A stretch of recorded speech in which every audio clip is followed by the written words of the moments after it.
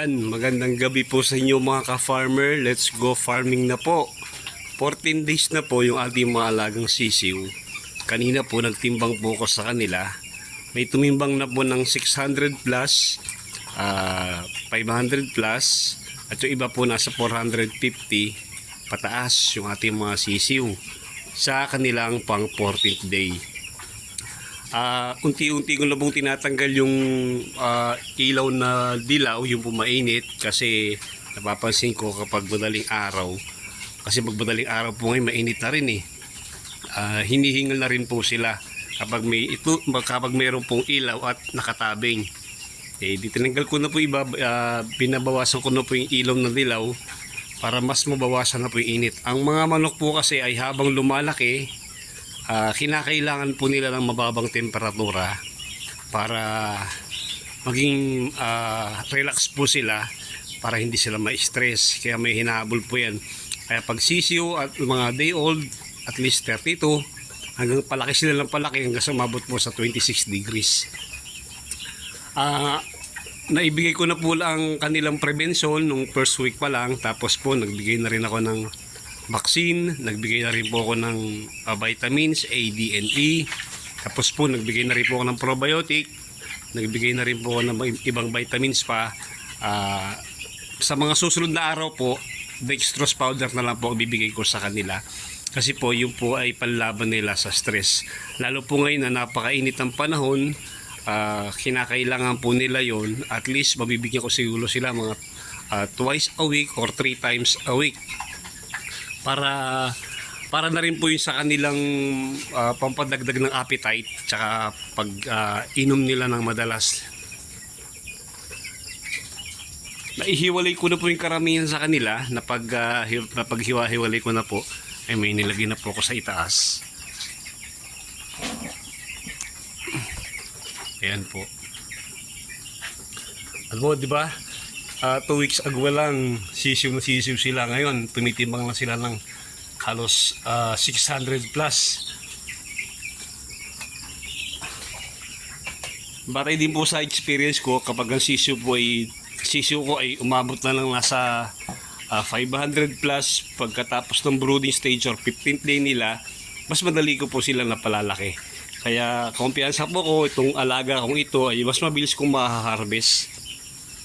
Mas malakas na po sila sa tubig at saka sa patuka. Kaya bantay na bantay po natin, monitor natin sila palagi. Lagi dapat puno ang dapat laging may laman ng feeder, dapat may laging may laman ng painuman. Pagdating naman po sa gantong cage type, may nagtanong po sa akin kung problema daw po ang langaw. Nakaraan po, medyo naging abala ko. 2 days ko po sila bago natanggalan ng ipot sa ilalim. May mga nakita po kong itlog. May nakita po akong uod. Yung baga, di ba, ang langaw po yung pag itlog, sunod po ay uod na. Tapos po, huling part na kanilang cycle ay magiging pupa, tapos magiging adult. Pag 3 days po, uod pa lang po sila. Kaya dapat, at least once a day, maglilinis kayo ng kulungan. Tatanggalin nyo po yung ipot sa ilalim para hindi makapag-produce ng langaw. Yung ganitong klaseng cage type po, nakakaakit ng langaw, pero hindi niya kayang mag-produce ng langaw kapag everyday kayong naglilinis. Kaya safe po ito, hindi kayo mairereklamo ng inyong mga kapitbahay kapag araw-araw po kayong naglilinis. Yung mga naliligaw po mga langaw dito, yun po yung mga na-attract lang ng amoy. Kaya ginagawa ko po, nagbibigay nga rin po ako ng probiotic. Ang probiotic po kasi, ang tulong po niyan, malesen po yung amoy ng kanilang dumi. Tapos po, yung kanilang dumi rin po ay hindi basa.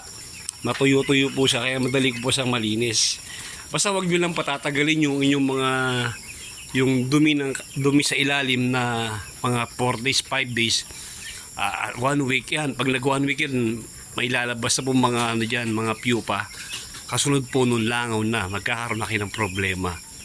Kaya medyo matrabaho lang po siya, pero okay po. Isipin nyo, katabing bahay ko lang po. Ay, ito may bahay ko. Kusina po kabila niyan. Ay, kusina po loob, kabila, katabi. Kung malangaw siya, di ako ang unang-unang maapektuhan. Pero hindi naman po ganon.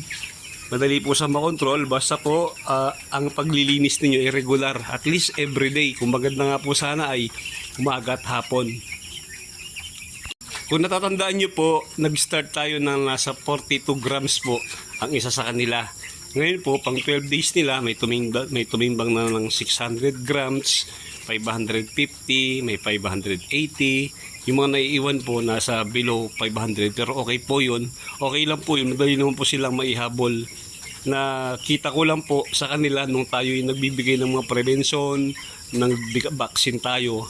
Medyo bumagal po yung paglaki na, pero after po noon nakita natin kung gaano kabilis yung kanilang pag-recover at gaano kabilis yung kanilang paglaki.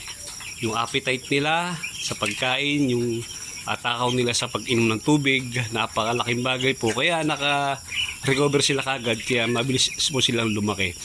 May mga naiiwan pong ilang piraso, pero bilang na bilang naman po sa daliri. Yung mortality po natin mula po nung huli ako nag-vlog, siguro nasa 3 piraso. Okay pa rin naman po yun. Hindi na masama. Mababa pa rin naman siya kung tutuusin. Kumpara dun sa pag-aalaga ko sa malaking kulungan na minsan 1 week pa lang ang mortality ko nasa 20 plus na. Ngunit lang po talaga, bantayin nyo lang yung kanilang pakain at painom, lalo pa ngayong mainit ang panahon. Umaabot nga po ng 31 degrees to 32 degrees po dito sa Lucena City. Kaya lagi po silang dapat may painom. Ayan, maraming salamat po sa inyo mga ka-farmer. Paki-like naman po yung ating video, paki-subscribe na rin po yung ating channel. Maraming salamat po sa mga sumusubaybay. Kung ano po, i-update ko kayo araw-araw. Pero may mga pagkakataon kasi medyo abala tayo, kaya di tayo nakakapag-vlog o nakakapag-video. Pero pipilitin po natin itong 15th day hanggang sa 20, hanggang pag-harvest. Mabilis na po yung paglaki nila, kaya update ko po kayo. May isang kulungan pa po doon na dapat pang ayusin, na dapat pagka-pasok nila ng mga 17 hanggang 20th day, dapat okay na doon. Dapat may laman na rin po yun para ang kanilang laman per layer at least nasa mga 25 heads per layer. Kaya 25, 25, 25, 25, 100, 100, 200, 300 heads po. Ayan, maraming salamat po mga ka-farmer. Mabuhay po kayo. Happy farming po.